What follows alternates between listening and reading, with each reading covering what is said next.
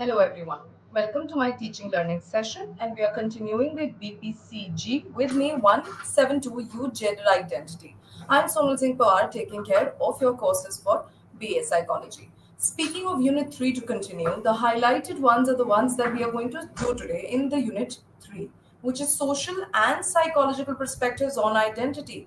The unit itself means that we are going to talk about social interaction, cultural interactions, and their perspective on identity. So, how is identity going to looked upon on the perspective from the perspective of social and psychological views? We've already done the objective concept of identity. We've done how identity is a paradox, youth and identity development, social basis of identity, and social psychological perspective of identity. We have done this in terms of understanding that what were the theories of identity like James Young Mars that we had, and that was the last that we completed. Today, we are going to start and talk about family as context of human development, sibling relationships, intergeneral relationships, pattern of intergeneral relationships, youth autonomy, and relatedness. So, we are going to now talk about the perspective that is going to involve family as a whole soul thought in your social context, sibling relationship as social perspective, intergenerational relationship as social perspective, and the patterns that we have in these relationships. So, starting we talk about family forms a very important and a great deal of human development. It is a site where where we individuals learn everything, right from socialization, how to create values, belief systems, attitude that we form, and how those attitude further gets developed into stereotype, prejudices, and also that how these learnings and these values are reinforced on us. It's been reinforced as the term used is learning. So these values, the family as a system makes us understand everything, right from socialization, right from interaction in the social world, right from developing values, education system in the family by the process of learning. Learnings are of various kinds, which is operant conditioning, which talks about reinforcement. We have classical conditioning, which talks about having a series of stimuli leading to responses. We have observational. Observational states that maximum amount of human behavior is learned through observational learning, which is like social learning. When we observe people, look at them, look what is more favorable, what is being reinforced in the society, we tend to use it for ourselves also. Also, as well as we are going to talk about how family is social. Family does form a very important aspect where they not only get you to understand that what the system of society is, but they also make us learn these systems of society. Let's move ahead after the understanding of family, and there are some inter and intra familiar factors. Inter is amongst, and intra is within. So let's talk about some important intrafamiliar matters. That is something that we do not have to go in details and can understood only by the term itself. The first intrafamiliar factor that influences us is the marital satisfaction amongst parents. This is such an important thing for children. Children looking at parents being happy with one another, interacting with one another, respecting one another is something which is an intra factor. Then relationships between intergenerations in the family, which is the systems of uncle with the child, the aunt with the child, the parents with their own siblings. These are all intergenerational, from one generation to the other. The grandparents, the uncles, all of them who are falling ahead of our generation is called intergeneration. And our relationship, also our family relationships. I'll give you an example for this to make you understand how does these relationship impact the child and their understanding of the society. Let's take an example that in a family the child learns that they do not have great relationships with their elder uncles and they never visit them.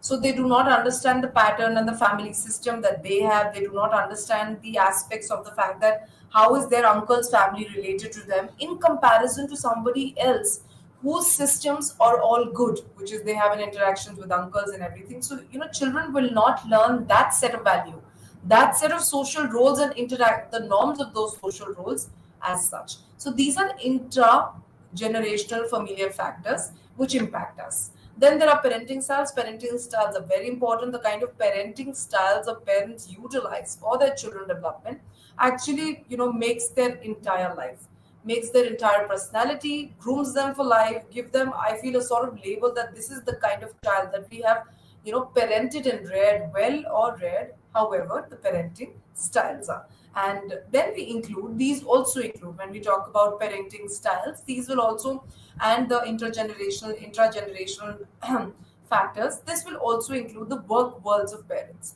Yes, the worlds of work of the parents also impact the child.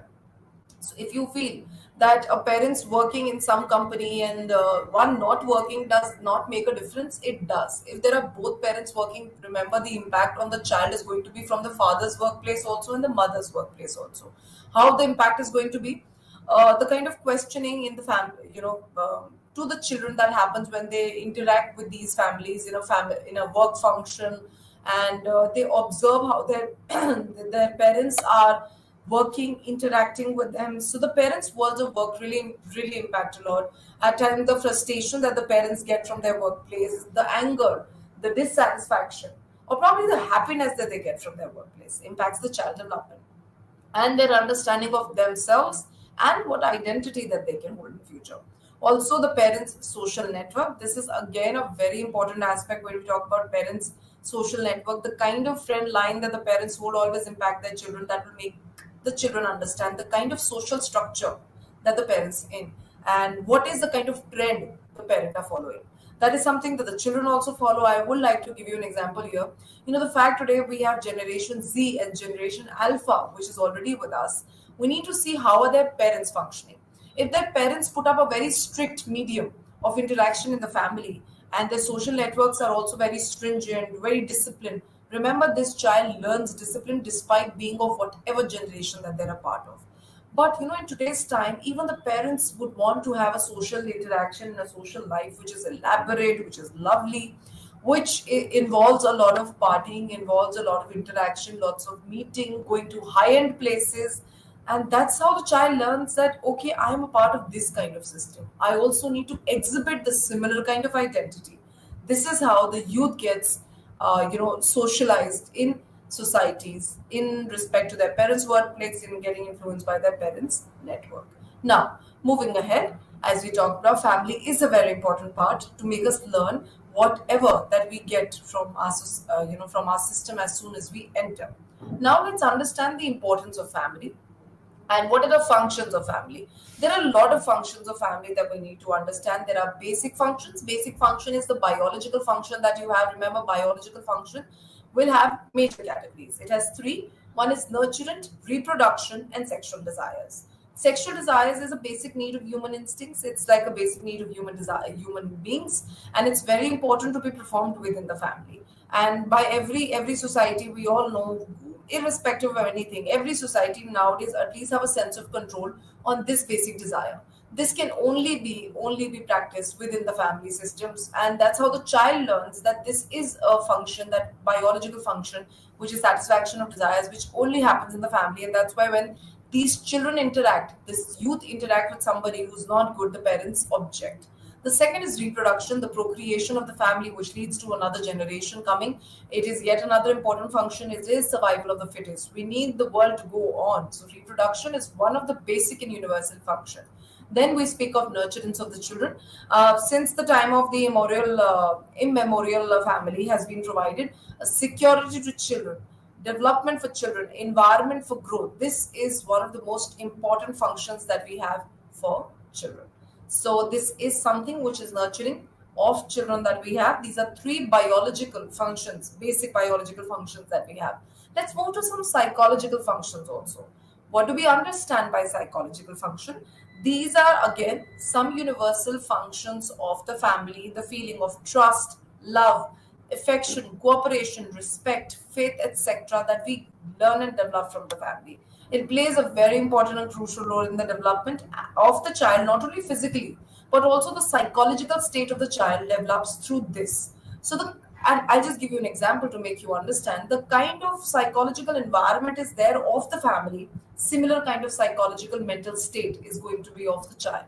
So that is something that we talk about as psychological function, as another basic and universal function given by the family, which again has part, which is psychological security and When we speak of psychological security, it's taking care of the mental health of the children, imparting them the relevant information, helping them understand the right and the wrong of society, feeling them secure, giving them solace in the home, making them to feel secure and building self-confidence, faith, self-esteem of the child. When we talk about self, it talks about concept, esteem, and efficacy in the child, which ultimately is the development of the youth, which is the personality of the youth.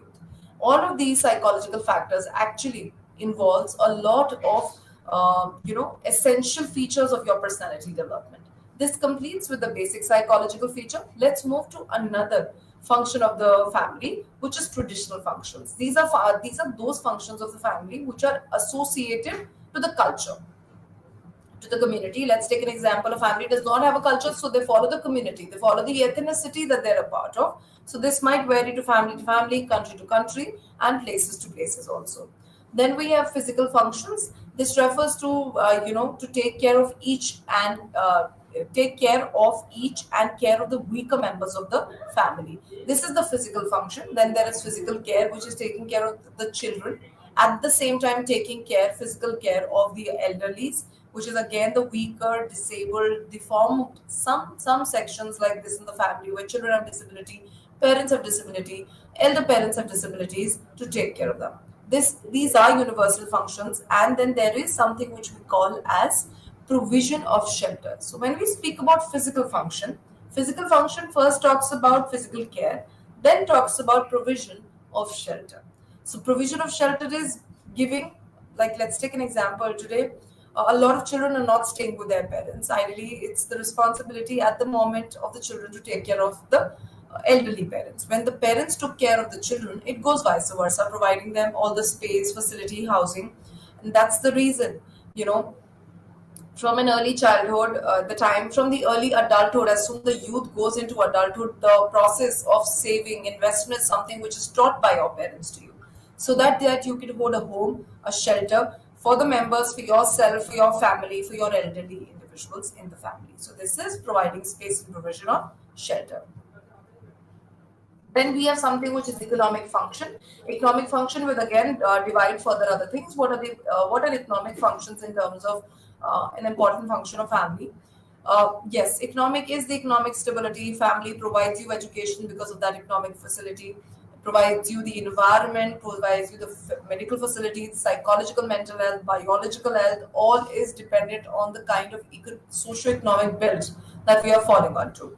The first that we have is division of labor, which is labor division. It talks about how does a family involves all the genders as per their capacity and what kind of work are they doing. So if there's a family who's very, very traditional, a family which is following conventional rule, you'll find the women were not working and they're taking care of all the household chores that they have to do.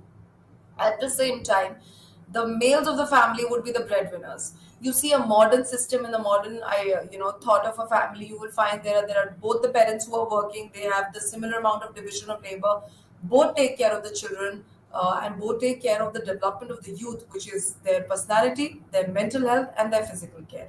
So this is again something which is very, very important and necessary in the family to be decided. But this concept has considerably changed, as we see, as more females are going out and working. In the conventional system, it was always the women doing the household chores and the male being the breadwinners for the family. Now, determination and of the inheritance, which is the family has its own money and property, and how does it go ahead? The head of the family runs and controls the family. The inheritance is handed over to the next senior, which is the elder son, from the eldest to the middle to the last son. These are very prevalent systems on particular things of our society. In the model family, inheritance today luckily has been given to both, which is boys and girls. There is no gender discrimination. They find that inheritance is needed by both. Despite the girl child leaves the home, they still feel that the girl should also be receiving an inheritance. So in the modern time, these have changed in terms of inheritance. Then we have productive unit in the economic functions only, which says that family is the center of productive activities as well as being a consumer unit. So the traditional work of the family is continuing from one generation to the next. However, this trend is not being much followed now, which is trying to say that whatever asset a family has reproduced, being a house, the kind of structure, This is usually in the traditional worker world goes from one generation to the other. The kind of like, let's take an example. If a family buys a particular company car, I feel all the children after them buys the same kind of car. So you being a consumer to the kind of product which your family is accustomed to.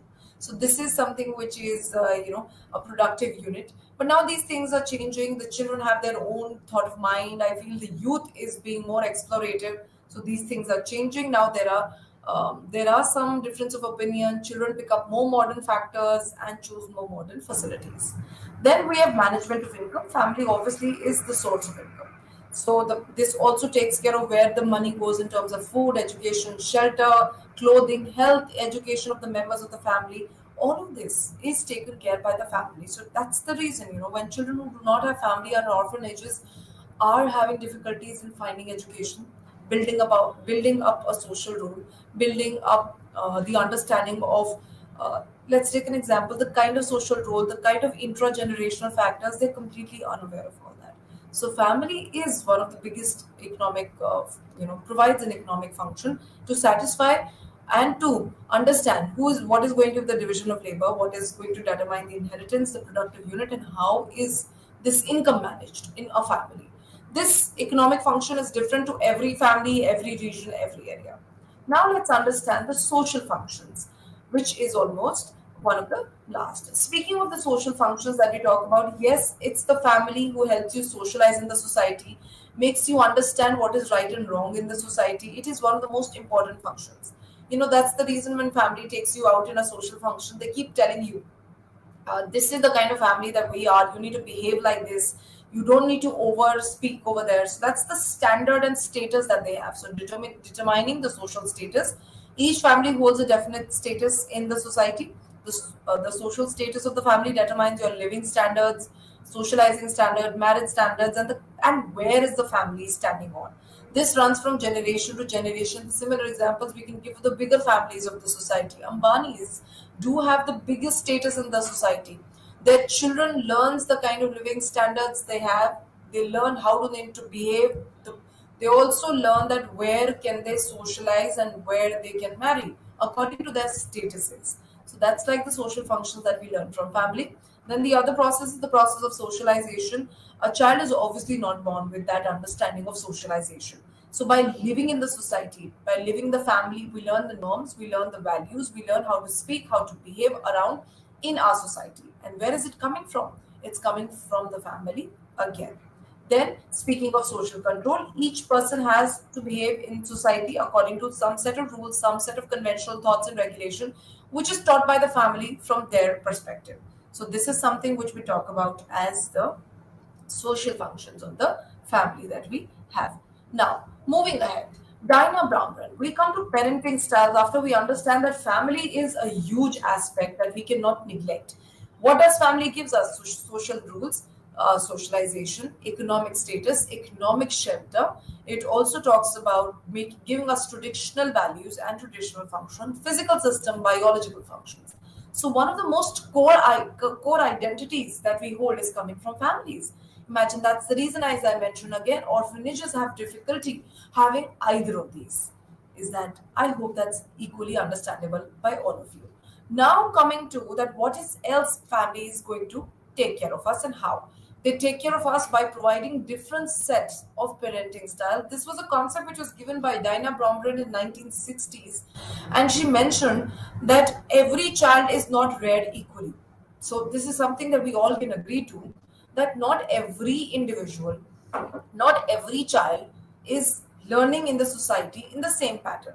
We all are learning in different pattern and we develop a different kind of personality because of this parenting style.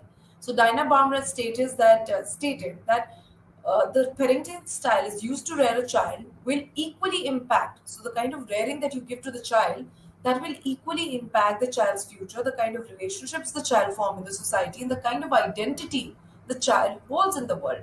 She was a clinical and a developmental psychologist, a very renowned psychologist of her times, and gave us three kinds of parenting styles: authoritative, authoritarian, and permissive, or indulgent, which is like too much of being a part of the child's life. Later, after Downer Bromlin, Martin and Macoby also added another fourth, kind of parenting after they saw that these are also the kind of parents that we find around, which is uninvolved and neglectful, which is the ones who do not participate much in their child's life. So let's have an elaborate understanding of this, what these parenting style means. Let's start with authoritative parenting styles. Authoritative parenting style says that these children, when rare according to this parenting styles, tend to develop greater competence, greater self-confidence. Their parents are very high, rules are very high, norms are set up very high, and standards are good. But it comes with reasonable set of understanding, consistent expectations for child's behavior. There's a whole lot of communication that happens with children. So if your parent tells you that this is something that I don't want you to do, like I do not want you to explore the nightlife, and we do not want you to go outside your house after 8, we pick you up the last time is 8, they will equally communicate the reason for same. They will provide their expectations to you, communicate well, and are warm and responsive. They are very warm, they are very responsive emotionally, they use reasoning rather than coercion, so they will not force you, but they will try to make those rules be a part of your life.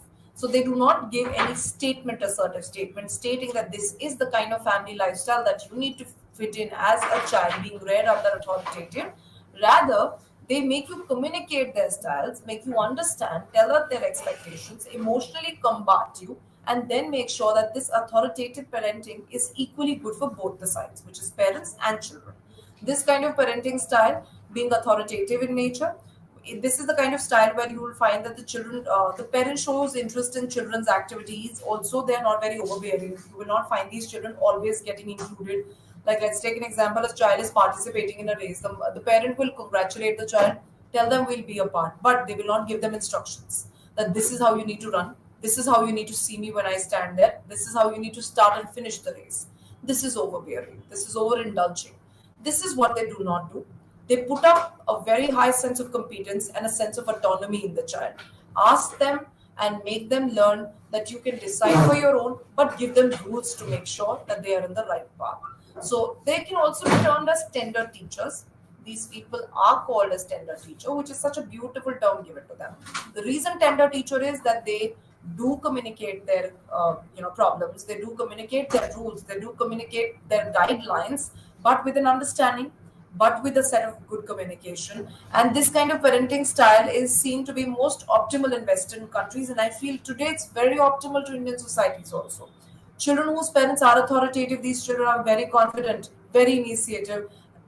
They are very happy, very capable, at the same time successful in life. They see success in very different paradigms, not only in terms of income being at the top, but also in terms of compassion. They see it in terms of completion of their tasks. So this is how authoritative parents, being tender teachers, is also suggested to be one of the most comforting parenting of today's time. So after authoritative, we come to authoritarian. These are the four that we will be discussing.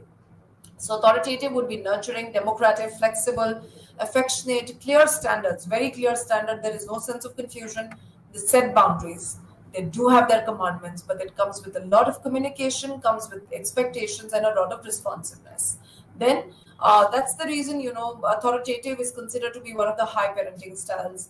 And at the same time, when we come to authoritarian is quite strict parenting style. Very high expectations, very little warm. They're not very emotionally responsive to the child. Let's understand it. They are rigid parenting, rigid rulers. They are little dominating. They have low support, very high demands. So they are not going to answer your questions. They're not going to give you reasons for their problems and their statements given to you. They expect highly of you. So I'll give you an example.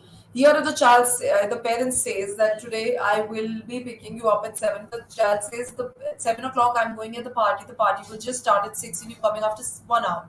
I will not be able to enjoy more, eat the feast. The parent will answer in a stanza like, I am giving you this deadline and I'm going to pick you up. You need to come out. Low reason? Yes, there is very less support. You don't make them understand, probably there could be other reasons that you have in mind.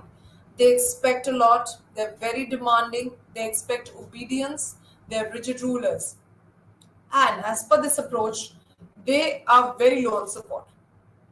Very, very low on support and very high demanding. These parents expect and demand obedience because they are in charge. They do not provide explanation for their orders. So they're one of those.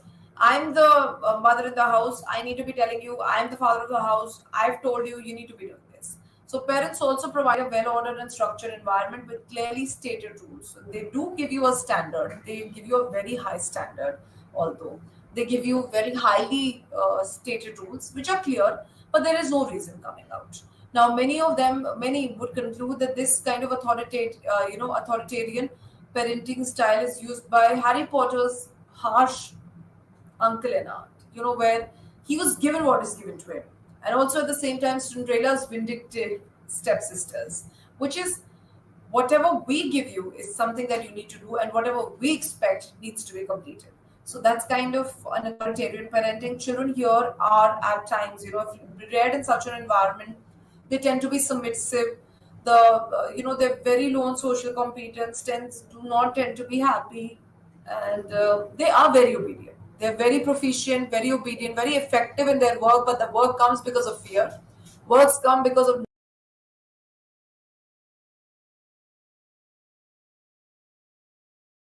personality. The way they see is not very healthy. Let's go to the picture back again. We'll do that every time. So, authoritarian or rigid rule, emotionally distinct. Yes, these people are emotionally distinct, very autocratic. That's like the truth. That's like the rigid rulers. They speak state, and that has to be done. Structured environment. Structured environment means environment does not have any space to breathe. It's like a solid space. It's when we say it's like a solid space, it's going to not give you space to breathe, and they have very little interaction, very passive. Yes, when we saw little interaction, very high expectation, very less flexible, and the warmth and the love is also lesser here. Now coming to the last one, from Dinah Baumgren. Dinah Baumgren stated that parenting of this kind is very high in support but very less demanding. So the rules here are less. They tend to be overly involved with their children. They tell their children to do what they feel like, and they tend to be very indulgent also. This is also called the indulgence style as stated. So when we speak about indulgent, they tend to rank low. These children tend to be ranked low in happiness and self-regulation. They have problems of authority because they are given a pedestal. You decide what you want to decide, right? Like in terms of there are no demands, there are nothing that we're asking you, but we are equally a part of your work, which is always sticking around the child is going to a party, waiting for them for 2 hours to finish the party. They also at the same time, when we speak about these kind of children, you will find the parents are somewhere there only, like they're always waiting for their children probably to pick them up. They're very lenient. They allow children a lot of things. They do not expect much in return. Not even obedience is something that is a stated rule. Very less boundary, very less confrontation. If the child says something, the mother feels bad, or the father feels bad, there's not going to be any communication. So let's understand how does it look like in the in our picture.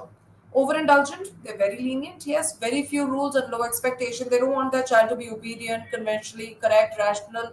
They don't expect all of that. They let their child do anything and everything that they want. Also, very few boundaries. These are, I feel, yes, the term is very right in the picture. The friend parent. So when in a friend parent, there are no boundaries. The parent does not expect anything. The parent cannot expect anything, I feel here. Because when you've given so much to the child and you've allowed so much to the child will rather do anything that he or she likes rather than you expecting it. So this is what a permissive parenting look like. These people will have problems in terms of happiness. They have control issues. They're very impulsive in nature. And at the same time, they have problems with authority, obedience, and structure because there is no structure. See, this is a complete gas space, open. The child is all open, the parents are inside. The parents are so lenient, always there for their children, indulgent in their space, but letting them do what they want.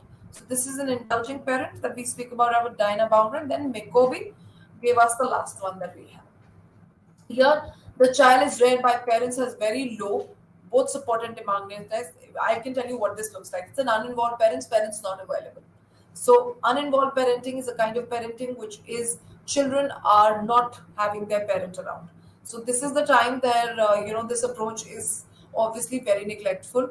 They're very rejecting. and of their children, do not provide them time, do not provide them the learning, do not provide them the necessary social roles.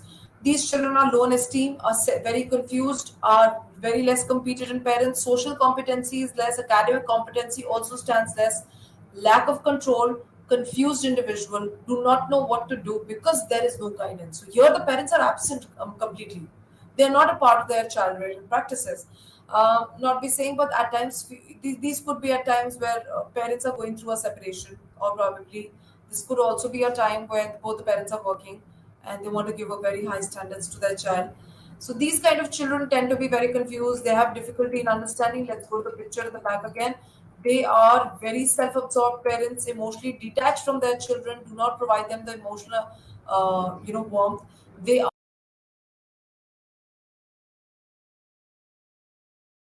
Interaction is something which can define this kind of parenting, which is the uninvolved parenting. Inconsistent to no boundaries. There could be at times no boundaries. These children do not develop a self. They do not develop competence. They do not develop a personality at times, and they're highly confused about themselves. So this completes the four which was given by Dinah Boundrin and McCoby, which is an uninvolved parenting. Knowing and talking about this, we need to know the best kind of parenting that could be is the authoritarian and authoritative, depending the kind of cultures that we are coming from. Coming from a culture where rationality rules are more important, I think authoritarian is the perfect parenting. There's no harm.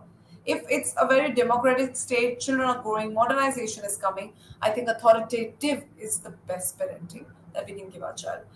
Where their personality is developed, they're obedient, they're happy, they're socially competent, they have they're less impulsive, know their boundaries, etc.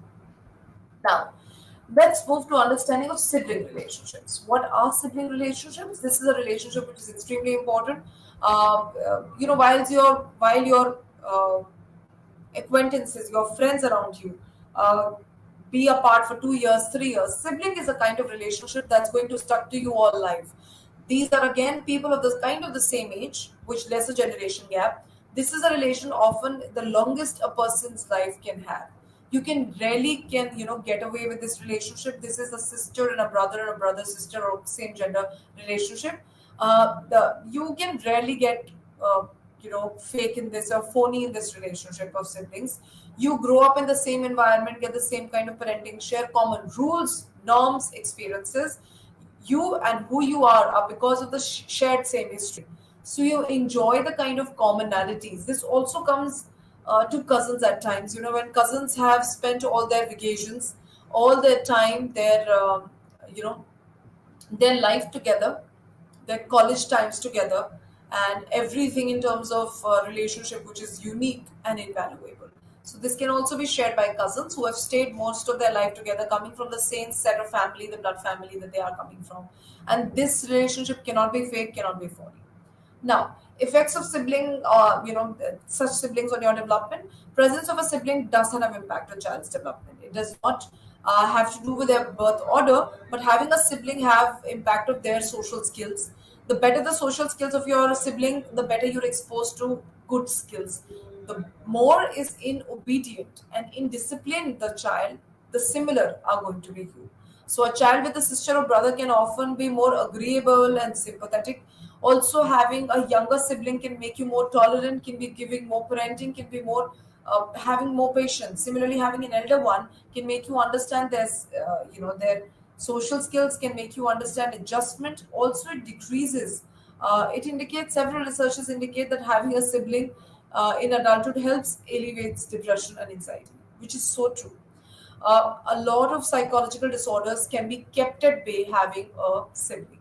So people with sibling relationship are stated that they have a positive impact. They have a positive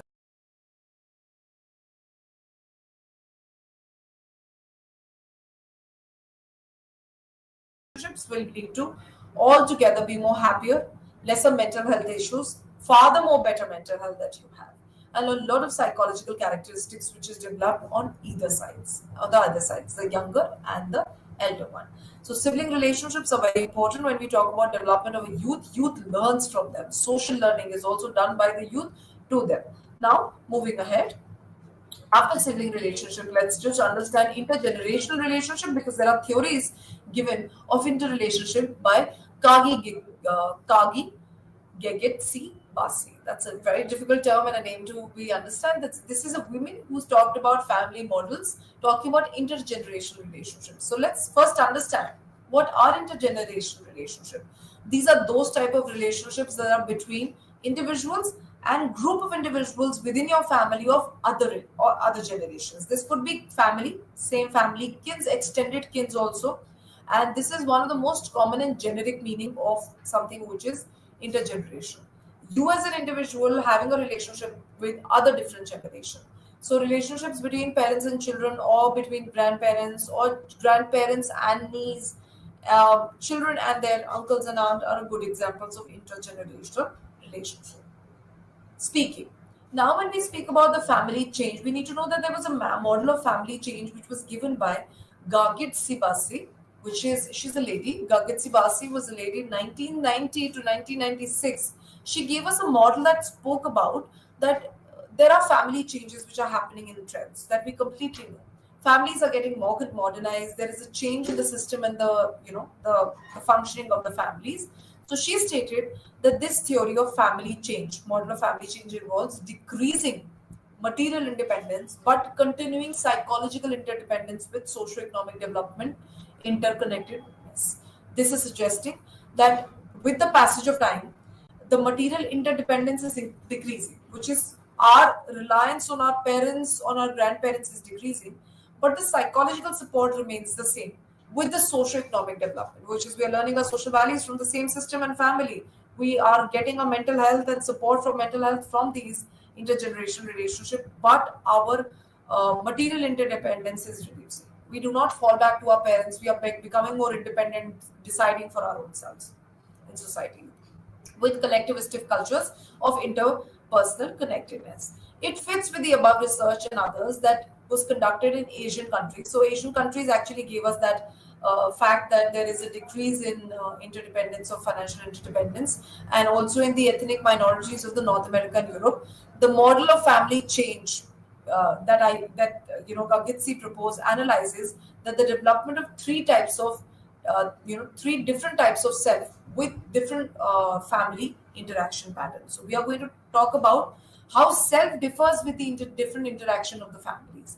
So the model aims to discover societal familiar antecedents of the separate and related selves. So it is trying to explain you that how does the antecedent, which is social and familial factors of individuals, are related to the other selves of us. So it also examines the same thing, also examines an implication of family change.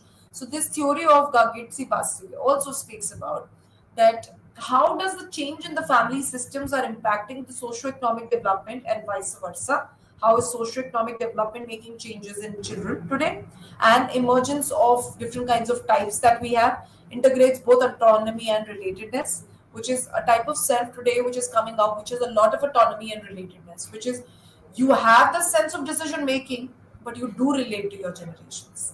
So, three family interactions that we are going to talk about here is differentiated as traditional family characterized by material and emotional interdependence, individualistic model based on independence, and a dialectical model, which is a combination of two, which is material independence but emotional psychological dependence. So the first that we will talk about would be interdependence individual, which is a combination of your material and emotions coming together. One is complete independent model.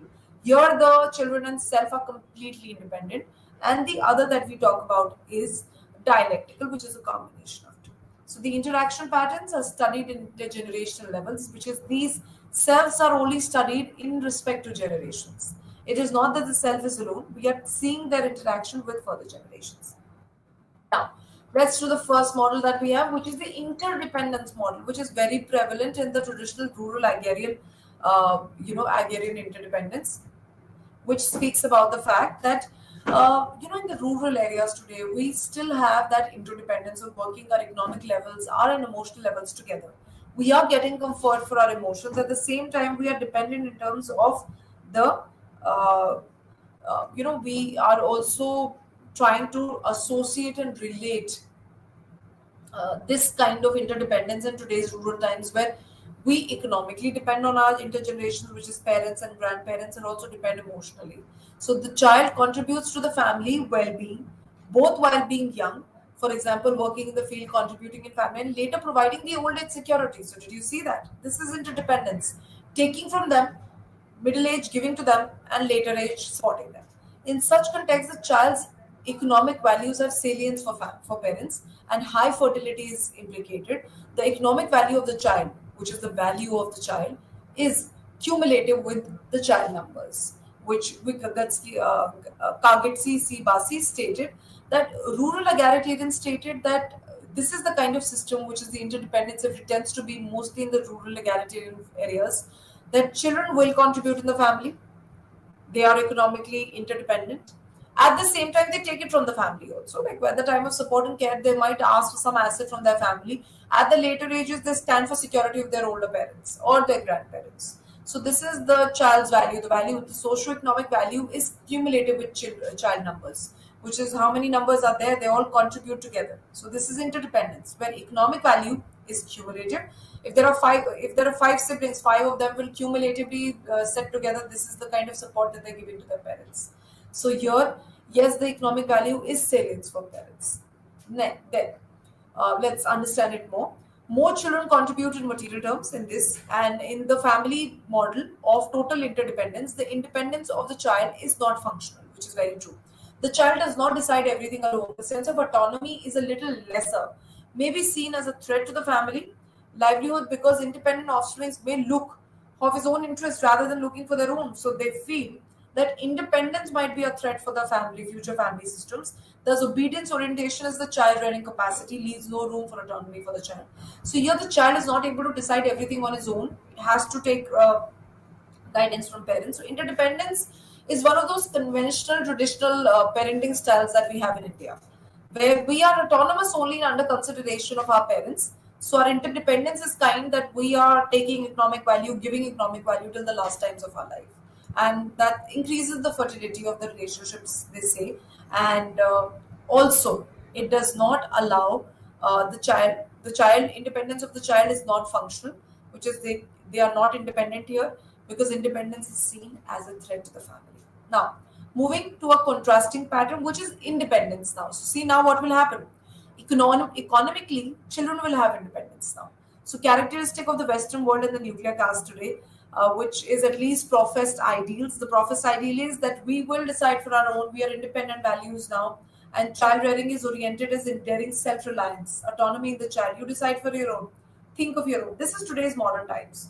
The individual here is autonomous, here is independent, and at the same time very individualistic. So individualization, separation is considered as very healthy human development here, where the objective is the social welfare and affluence render family interdependence unnecessary and if not dysfunctional. Which means the objective, where the objective earlier was to take care of the welfare of the elderly people, here it is not the same. Here it's individualism. It's about rearing self-reliance, looking after yourself. However, the recent evidences is questioning the assumption and showing that continuous close interaction patterns despite urbanization and industrialization is leading to collectivistic culture. So they mention that individualization is not coming in full form. We do have autonomy, we do have interdependence, we do have economic interdependence, but in cultural aspect, children do go back to parents, do go back to grandparents, do want to ask for their support. So that's again is questioning according to Gigitsi Basi in 1966 for her as per her reviews. So what appears to happen in the material interdependency weakens the increased influence and urban lifestyle, but emotional interdependency continues. They are not incompatible with the changing lifestyles, which is in the in the independence time you are in a format where what appears to be weakening the affluence, but emotional and psychological well-being is still there. So there could be a possibility that you do not provide to the family, but you are still looking forward to them emotionally, listening to them, talking to them. Now there's another emerging pattern of the family which is coming, which is emotional and psychological interdependence. It's different from the other two that we spoke of, commonly recognized as a prototypical model of independence and interdependence. So we take few from both. We take a little from interdependence and take a little from independence. In the family of model of independence, there is independence of both material and psychological dimensions. In the family model of interdependence, there is interdependence of both dimensions. So you are relying on one another. In the independence, you are away from both. Emotionality also and material also. In we synthesize, so it's a synthetic model of emotional interdependence. However, there is independence in the material realm together with interdependence in the psychological realm. So here there is independence in the material level, but we do connect psychologically and emotionally for childbearing. So when material independence decreases, there is room for autonomy, which is very true.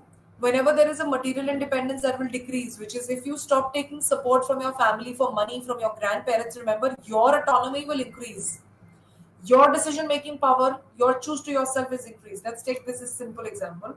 What they're trying to say, they're trying to make a mention that as the economic independence increases and child starts going outside, starts earning early, stop giving to the family. As soon as they stop giving to the family, remember autonomy increases. The more that you are interdependent, the material interdependence increases, the autonomy decreases. So it's such a simple concept. This is because when the material contribution of the offspring is no longer required by the family, the autonomy is not seen as a threat. So this is something which is a synthetic model of the two, which is emotional model and psychological interdependence. That if, for example, the parents are so well settled that they don't need the economic value, so the autonomy is not seen as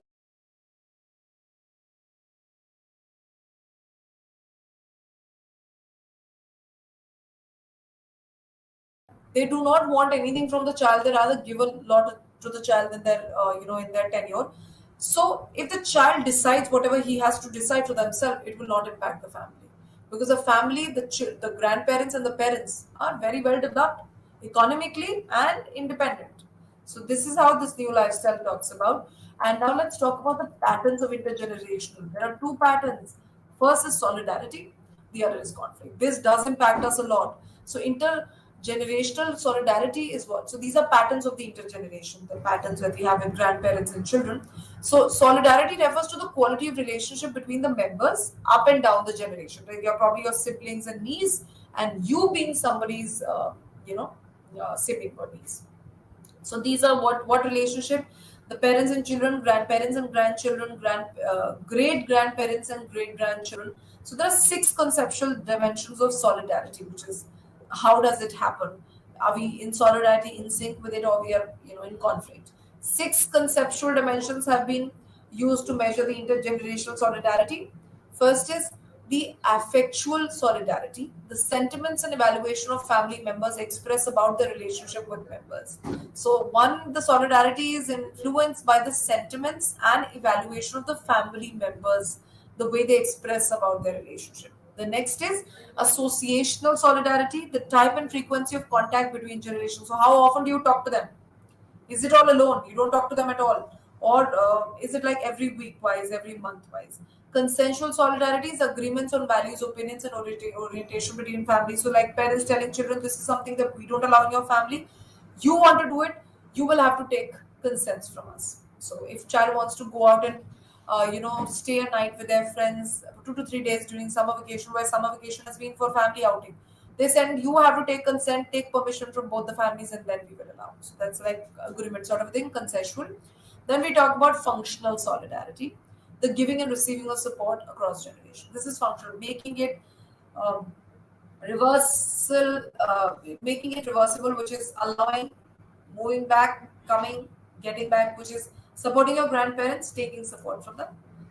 uh, I can give you a good example for this. What is functional solidarity, which just means? Solidarity in terms of functional would mean like when we speak about solidarity here, this would be making your grandparents learn about internet, giving support. You tell them how do you, you know, put up a social media account and how does it function, and at the same time, you know when we talk about solidarity, that's the feeling and the action, especially amongst individuals, the unity in feeling and interaction. So if it's functional solidarity, it's you giving them and they giving you. So you help them in understanding the social connect. What is Instagram? What is social media? What does, how do we use these different kind of connect? And you tell them, I will add you to the family group. You send every good morning in the morning. Type and you tell them. Now, what do you take in return? You take a little bit of support from them, like emotional support, taking suggestions. So that's functional solidarity. Then we have normative solidarity, which is expectations regarding the filial obligations and parental obligations, as well as norms about the importance of the familistic values, which is norm solidarity. This is like the parents giving to children, grandparents giving to children, grandparents giving to parents, and parents giving to children. This is a kind of unity in relationship with amongst people where you're giving norms to one generation to the other. So this is obviously normative solidarity. Then we come to the last, which is structure, the opportunity structure for across generation interaction, reflecting the geographic proximity between families. How do you stay as kins in the family? So some people have everybody in Delhi. The entire family stays economically and structurally in Delhi. So all the uncle, aunts, grandparents, great grandparents, cousin, great grandparents,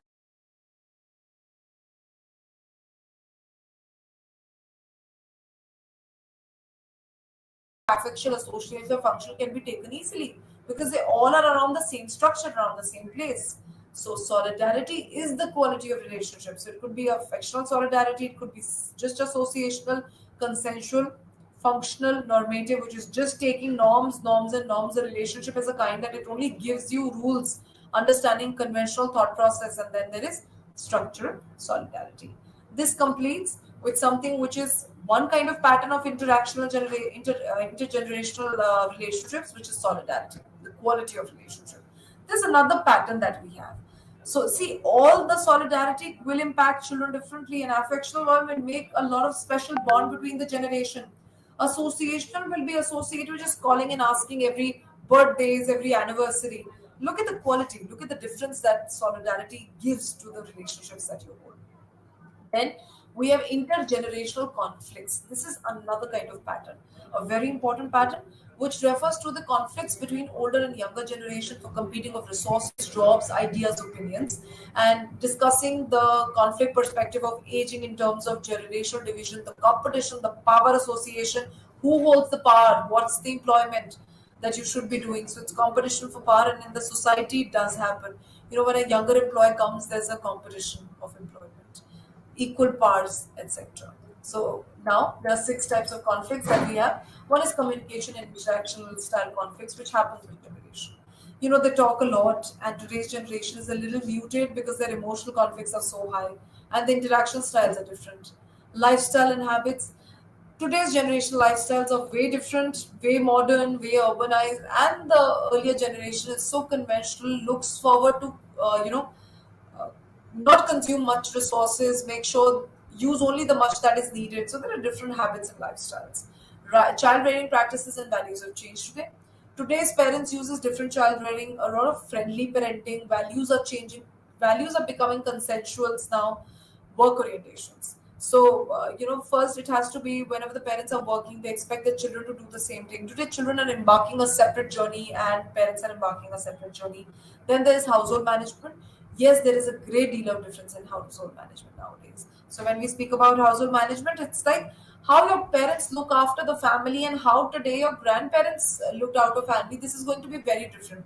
Grandparents have this thing of cooking for every meal, and the parents today are busier, so they make sure that if not the every meal, we make sure that the food is available for the children and the children not eating junk. For grandparents, it's like making each meal breakfast, lunch, and dinner. Then we talk about, yes, difference in opinion in terms of politics, religion, and ideologies. Religion as an ideology, holding religion as a community, holding it as a way of living. Every generation is having a different mindset nowadays. So, what is the most common conflicts that we have? It's the communication style and lifestyle today, which is the most common conflicts in the intergenerational patterns. Then we have another third type that we have after conflict and solidarity, which is like in between, which is ambivalence, which is the coexistence of opposed emotional attitude towards significant figure in the social environment. So you hold a staying together, but holding an opposing emotional feeling about the significant other. So holding a little different feeling for your grandparents despite staying together in the family. Benston's theory of intergenerational solidarity points out that multifaceted ways in which generations relate to one another in the term of living arrangement, which is structural, shared values, which is normative, norms, consensual, contact, association, closeness, instrumental, support, which is functional, is greatly going to impact the individual. So let's just understand here again, how does the solidarity impacts a child? Conflicts most common are obviously interaction, communication, and lifestyle. Solidarity will identify the kind of relationships that you have with your parents, grandparents. It could be, if association only, if only consensual, it's only, having that you do something for them and they do something, you come in an agreement. The affection is missing, the sentiments are missing, and if it's only sentiments, it's like saying yes to everything for both the ends. So this is how, when we speak about the two, in terms of the solidarity in conflict, the quality of relationship is managed by six dimensions, and also the kind of conflicts are managed by six types.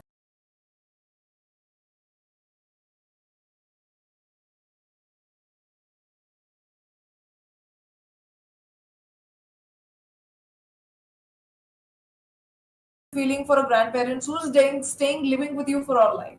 So that's like an ambivalence, confused in between. So that completes with ambivalence. Benston's theory is one of the best theories that we see intergenerational patterns and relationships today. So that completes with intergenerational patterns and talking about autonomy relatedness in the next. So that will complete with unit 3. Thank you everybody. Hope the unit was understanding and very interesting when we speak about sibling relationship and intergenerational relationships. Thank you.